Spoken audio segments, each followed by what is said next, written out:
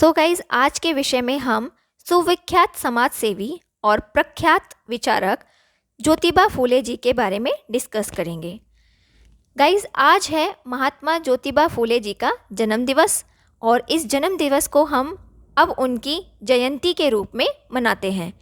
आज के क्लास में हम ये जानने का प्रयास करेंगे कि महान समाज सुधारक ज्योतिबा बाई फूले जी ने हमारे समाज में कुरीतियों को दूर करने में अपना किस प्रकार से महत्वपूर्ण योगदान दिया।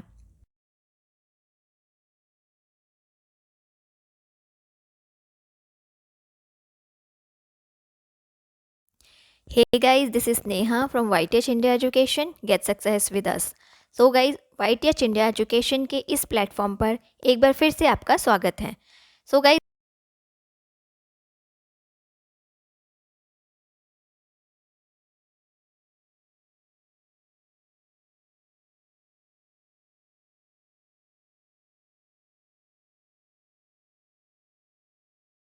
So guys, आप सभी को मैं ये चीज़ पहले भी इन्फॉर्म कर चुकी हूँ कि अब से हमारी जो क्लासेस हैं वो लाइव प्रोवाइड की जाती हैं।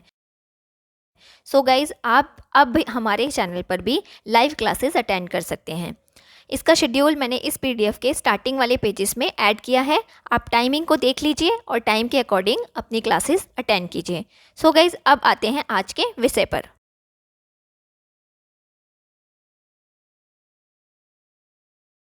गाइज़, ज्योतिबा फुले को 19वीं शताब्दी के प्रमुख विचारक और समाज सेवी माना जाता है। वे एक महान समाज सुधारक होने के साथ साथ एक महान क्रांतिकारी, अच्छे लेखक, भारतीय विचारक और उच्च कोटि के दार्शनिक भी थे। उन्होंने जीवन भर समाज में फैली कुरीतियों को दूर करने के प्रयास किए, जैसे कि जाति प्रथा, छुआछूत, बाल विवाह, सती प्रथा का अंत आदि का उन्होंने जमकर विरोध किया। उन्होंने महिलाओं के उत्थान के लिए कई काम किए, साथ ही महिलाओं को उनके हक दिलाने के लिए महिला की शिक्षा पर जोर दिया। विधवा विवाह पर उन्होंने पुरजोर समर्थन दिया। इसके साथ ही ज्योतिबा फूले जी ने किसानों को उनके हक दिलाने के लिए आजीवन संघर्ष किया। प्रखर समाजसेवी और सुविख्यात क्रांतिकारी ज्योतिबा फूले जी का जन्म 11 अप्रैल सन 1827 में महाराष्ट्र के सतारा जिले के कटगुंड में एक माली परिवार के घर हुए था। मालिक परिवार के घर हुआ यानी माली परिवार के घर हुआ था। उनका पूरा नाम ज्योतिराव गोविंदराव गोन्हे या ज्योतिराव गोविंदराव फूले जी था। गरीब परिवार में जन्म होने की वजह से उन्हें काफ़ी तंगी और परेशानी में अपना बचपन बिताना पड़ा। ज्योतिराव फूले जी के पिता का नाम गोविंदराव था, जबकि माता का नाम चमनाबाई था। हालांकि उनकी माँ उनके पैदा होने के 1 वर्ष बाद ही स्वर्ग सिधार गई थी, जिसके बाद उनका पालन पोषण सगुनाबाई नाम की एक दाई ने किया था और इन्होंने ही ज्योतिराव फूले जी को उनकी माता के समान प्यार दुलार दिया और उनकी परवरिश की। ज्योतिबा फूले जी के परिवार के बारे में ये कहा जाता है कि उनका परिवार अपनी गुजर बसर के लिए लोगों के बाग बगीचे में माली का काम किया करते थे और घर घर जाकर फूल आदि बेचा करते थे। इसलिए उनकी पीढ़ी को फूले के नाम से जाना जाता है।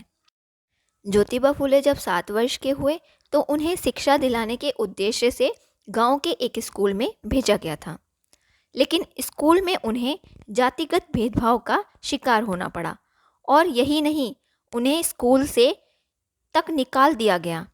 लेकिन इसका ज्योतिबा फूले जी पर कोई खास असर नहीं हुआ, क्योंकि बचपन से ही वे अपने लक्ष्य के प्रति अडग रहने वाले और दृढ़ निश्चय स्वभाव के व्यक्ति थे।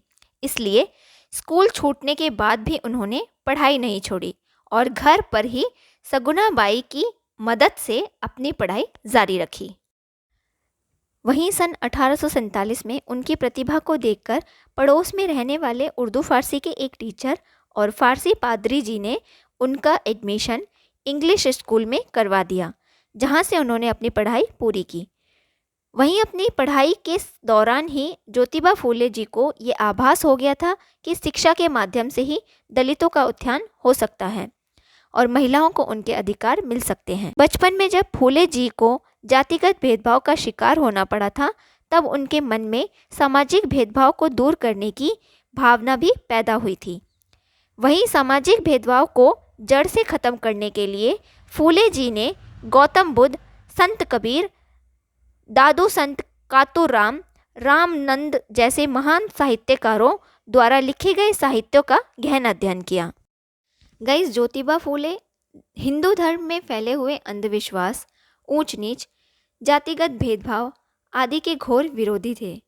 वे इन सब को देश और मानव के विकास में बाधा मानते थे और वे जातिगत भेदभाव की इस रूढ़िवादी दीवार को पूरी तरह से तोड़ना चाहते थे। हालांकि बाद में वे समाज में फैली तमाम बुराइयों को दूर करने तथा उच्च वर्ग और दलित वर्ग के बीच बनी इस दीवार को तोड़ने में सफल भी हुए। वहीं उनके प्रयासों के बल पर ही आधुनिक भारत के निर्माण में भी काफ़ी मदद मिली। ज्योतिबा फूले जी एक महान और दूरदर्शी सोच रखने वाले व्यक्ति थे। ज्योतिबा फूले जी का मानना था कि नारी के शिक्षित होने से ही एक सभ्य और शिक्षित समाज का निर्माण संभव है। इसलिए उन्होंने नारी की शिक्षा पर खास ध्यान दिया। ज्योतिबा फूले जी ने वर्ष 1854 में भारत में महिलाओं की शिक्षा के लिए पहला बालिका स्कूल खोला। यह वो वक्त था जब महिलाओं को शिक्षा देना तो दूर, घर से बाहर निकलने की भी अनुमति नहीं थी। इसी वजह से ज्योतिबा फूले जी को स्कूल खोलने के लिए काफ़ी विरोध का सामना करना पड़ा। वहीं जो टीचर उनके स्कूल में बालिकाओं को पढ़ाने के लिए राज़ी होता तो उसे समाज के कुछ संकीर्ण सोच रखने वाले व्यक्तियों के विरोध का सामना भी करना पड़ता, जिसकी वजह से कोई भी टीचर स्कूल में नहीं टिक पाता था। इसके बाद ज्योतिबा फूले जी ने अपनी पत्नी सावित्रीबाई फूले को एक शिक्षिका के तौर पर तैयार किया और उन्हें एक मिशनरी स्कूल में ट्रेनिंग दी, जिसके बाद सावित्रीबाई फूले जी ने इस स्कूल में भारत की पहली प्रशिक्षित महिला शिक्षिका के तौर पर अन्य महिलाओं को शिक्षा दी। हालांकि समाज का कड़ा विरोध और पारिवारिक दबाव के बाद भी ज्योतिबा फूले जी का हौसला रुका नहीं, ना ही डगमगाया। उन्होंने आगे भी महिलाओं की शिक्षा को बढ़ावा देने के लिए 3 नए स्कूल खोले। उस समय दलितों की स्थिति बेहद खराब थी, यहाँ तक कि उन्हें सार्वजनिक स्थानों में पानी पीने तक की इजाज़त नहीं थी, जिसको देखते हुए महान समाज सुधारक ज्योतिबा फूले जी ने अपने घर में दलितों के लिए एक पानी का कुआं खुदवाया और बाद में जब वे न्यायपालिका के सदस्य नियुक्त किए गए तो उन्होंने दलितों के लिए सार्वजनिक स्थल पर पानी की टंकी भी बनवाई। हालांकि बाद में उन्हें अपनी जाति से बहिष्कृत कर दिया गया था। इसके अलावा ज्योतिबा फूले जी ने गरीबों और असहाय लोगों को इंसाफ दिलाने के लिए सत्यशोधक समाज की स्थापना की। वहीं उनकी स्थापना से प्रभावित होकर सन 1888 में उन्हें महात्मा की उपाधि से नवाजा गया। ज्योतिबा फूले जी को किसान मजदूर आंदोलन के प्रणेता के तौर पर भी जाना जाता है। उन्होंने मजदूरों, किसानों आदि के हित के लिए अपनी आवाज़ को बुलंद किया। उन्होंने मजदूरी करने के काम को कम करने तथा सप्ताह में 1 दिन छुट्टी के लिए मांग उठाई। वहीं ज्योतिबा फूले जी और उनके संगठन सत्यशोधक समाज के संघर्ष की बदौलत ही सरकार ने एग्रीकल्चर एक्ट भी पास किया, जिससे किसानों को समाज में एक नई दिशा मिली। ज्योतिबा फूले जी ने उस समय समाज में महिलाओं की स्थिति को सुधारने के लिए और महिलाओं को उनके हक दिलाने के लिए कई काम किए। आपको बता दें कि उन्होंने बाल विवाह और सती प्रथा का जमकर विरोध किया। ज्योतिबा फूले विधवा विवाह के घोर समर्थक थे। विधवाओं के विवाह के लिए उन्होंने अभियान भी चलाए, जिसके बाद उन्होंने अपने एक करीबी मित्र ब्राह्मण विष्णु शास्त्री पंडित का विवाह एक विधवा ब्राह्मणी से भी करवाया। इसके बाद वर्ष 1871 में उन्होंने अपनी पत्नी सावित्रीबाई फूले के सहयोग से पुणे में एक विधवा आश्रम भी खोला। अपने जीवन काल में ज्योतिबा फूले ने कई पुस्तकें लिखी, जिनमें से कुछ प्रमुख हैं तृतीय रतन, अछूतों की कैफियत, राजा भोसला का पखड़ा, ब्राह्मणों का चातुर्य, छत्रपति शिवाजी, किसान का कोड़ा। ये हमारे ज्योतिबा फूले जी की प्रमुख पुस्तकें हैं। महान समाज सुधारक और विचारक महात्मा ज्योतिबा फूले जी को आखिरी समय में पैरालिसिस अटैक पड़ गया, जिसकी वजह से वे बहुत कमज़ोर हो गए। 27 नवंबर 1890 में उन्होंने अपने सभी लाभांतरियों को फ़ोन किया और कहा, अब मेरे जाने का समय आ गया है।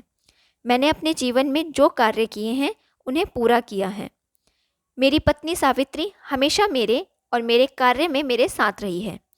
मेरा बेटा यशवंत बहुत छोटा है और मैं उन दोनों को तुम्हारे पास छोड़ रहा हूँ।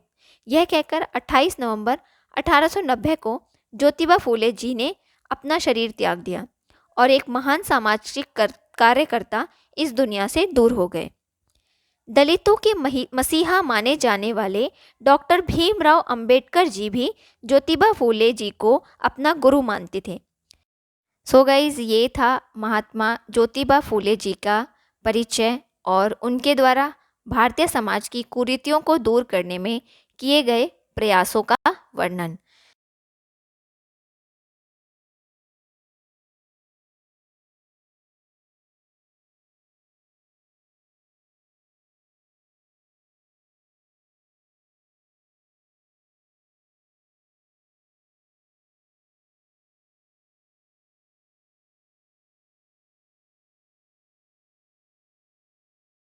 सो गाइज़, आपको एक चीज़ और मैं बताती हूँ, हमारी जो यूट्यूब पर लाइव क्लासेस प्रोवाइड की जा रही हैं वो 9 बजे मॉर्निंग में इंग्लिश की क्लास होती है और 11 बजे से स्टेट पीसीएस जो एग्ज़ाम्स होते हैं उनके लिए लाइव क्लासेस प्रोवाइड की जाती हैं।